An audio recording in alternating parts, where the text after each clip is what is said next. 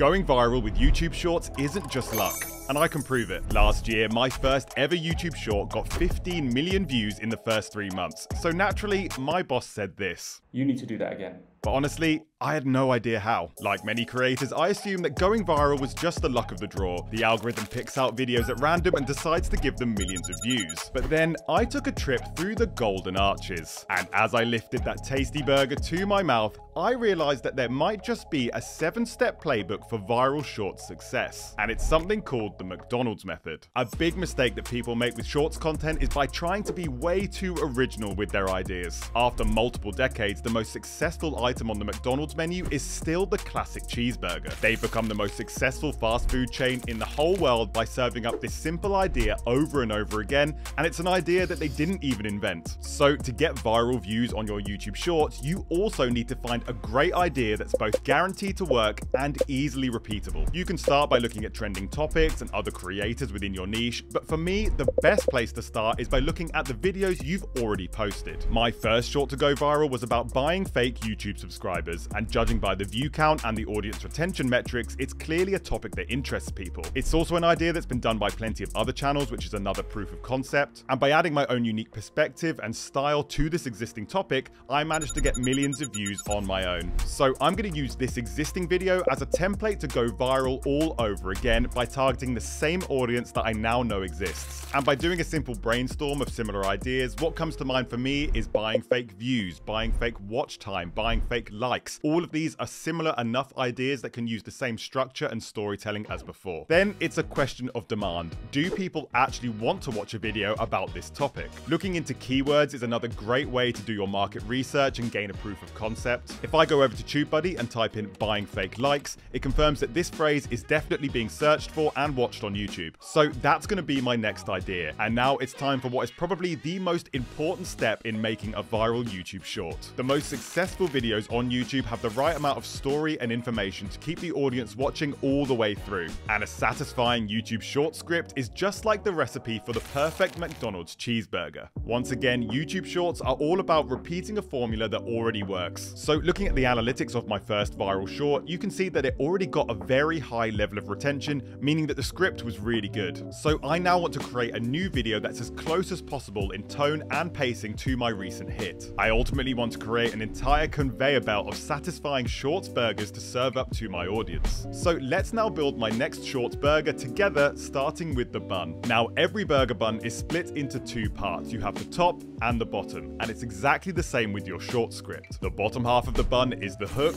and the top half of the bun is your payoff or resolution. But let's start at the bottom of the stack. For YouTube Shorts, the first 5 seconds of your video stops the viewer from scrolling and compels them to watch the rest of the content, which is why it's called the hook. It needs to grab attention, pique curiosity, but also be very clear. You already know that you've picked a great video idea from your keyword research, so it's now about phrasing that idea in the right way to stand out from the crowd. And the best way to do that is by using an intriguing question that you answer by the end of the video. So in the case of my first viral short, my hook sounded like this: what actually happens when you buy fake YouTube subscribers? And I'll now do the exact same thing with my new short script by opening up with what actually happens when you buy fake YouTube likes. But that's not all. Once you've stopped the viewer from scrolling, you then need to reassure them that they've made the right decision. And you can do this by adding another hook right afterwards and dive straight into the story. This is the cheese and pickles that sits between your bun and your meat. It's the connective tissue that lets the audience know that this isn't clickbait and the video is going to be worth their time watching. So with my original short, I managed to do this by making it look like I'm doing something risky and controversial with this whole process. To find out, I dived into the dark corners of the internet black market, where sneaky methods are sold that could get your channel banned. This section not only jumps straight into the action of the story, but it also raises the stakes, which boosts curiosity and makes the viewer want to watch to the end to see what happens. So I'm literally going to copy and paste that exact same line into my new script. I don't need to change anything. Then we get to that juicy burger patty. This is the main entertainment portion of the video. This is the section that's just fun to consume. We've engaged them with the hook, we've then reassured them, and now it's time to go wild. For my video, this is when I go through the entire process of buying the fake video metrics, and you can keep it fresh by adding some twists along the way. This can be in the form of a joke, some unexpected turn of events, or even just a relevant fact. Then, crucially, I only reveal the answer to the hook question right at the end of the video. If the finale is revealed too soon, then the audience no longer has a reason to carry on watching, and they'll just swipe away. In my buying fake subscribers video, I only reveal the results right in the closing seconds of the video, which is that all-important second half of the bun. And as you can see, the retention graph of my video is completely flat, so people are watching to the end to find out the result. But that's not the end. I'm also adding one final thing to my burger. This tiny technique is the secret sauce that not only boosts your views, but also increases your retention to a point that makes the algorithm love you. And you can only do this if you specifically plan for it at the scripting stage. Watch the end of my viral short and notice how it seamlessly connects back to the start of the video.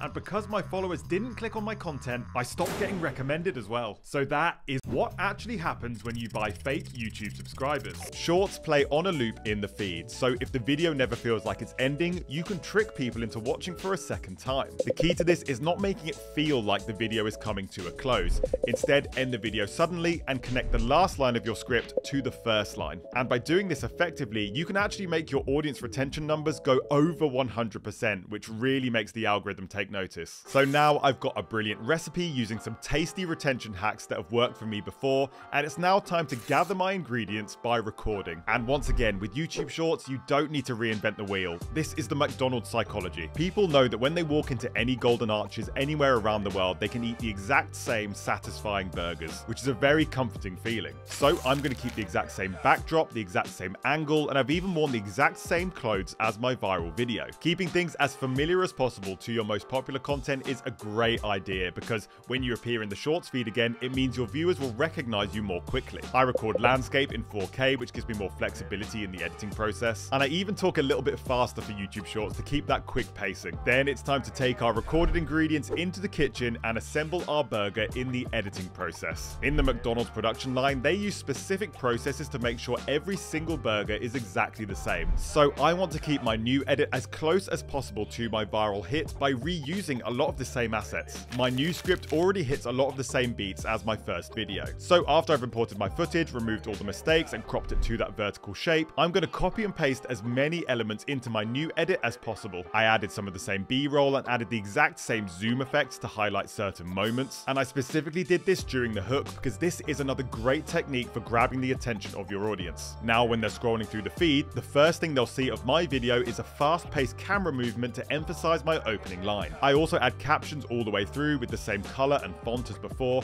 so even people watching with the sound off can still follow the story. I've even used the exact same music as my viral short. If it ain't broke, don't fix it. Now, the final step on the production line is packaging up our burger and sending it out to the customer. Uploading your video to YouTube in the right way is a really important step to going viral because this is your marketing. Every McDonald's burger has its own wrapping or box so the customer knows they've got the right order, and you need to make sure that your videos get to the right people too. And the best way to do this is by giving YouTube as much information as possible. Shorts may not have thumbnails, and many YouTube gurus play down the importance of keywords and titles for YouTube Shorts content, but I think that's a mistake. You definitely need to pick a short title that captures the video topic very clearly but also boosts curiosity. Then add as many keywords to your description and tags as possible. For this, I just use that same keyword research we did on TubeBuddy at the start of this process. You can also search for some other keywords related to the topic and load up your tags with them too. And the effect of this is that YouTube will know exactly what your video is about and they'll know who to send it to. Getting to the correct audience right away is a really important part of going viral. So there we have it. My video is done and uploaded, but how did it actually do? Well, during the first 24 hours, it did really well, gaining 17,000 views, which is one of the best starts on my channel so far. Then after a week, it didn't slow down, reaching 50,000 views.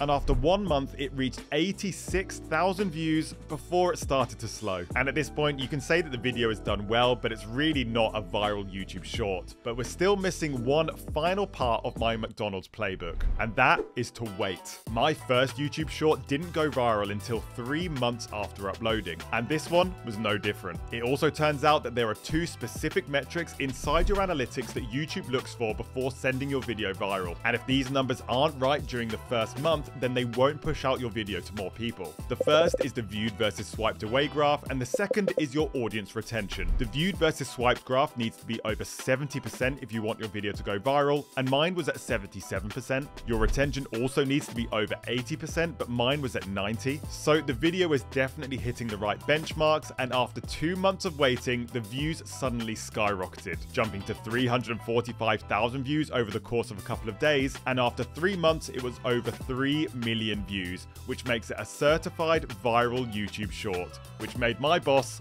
very happy. Nice one. Can you do it again? But that's not the only way to go viral. Some editors on Fiverr claim that they can get any video millions of views for a very cheap price. So I put them to the test against my Shorts playbook to see who gets the best results. You can check that out right here.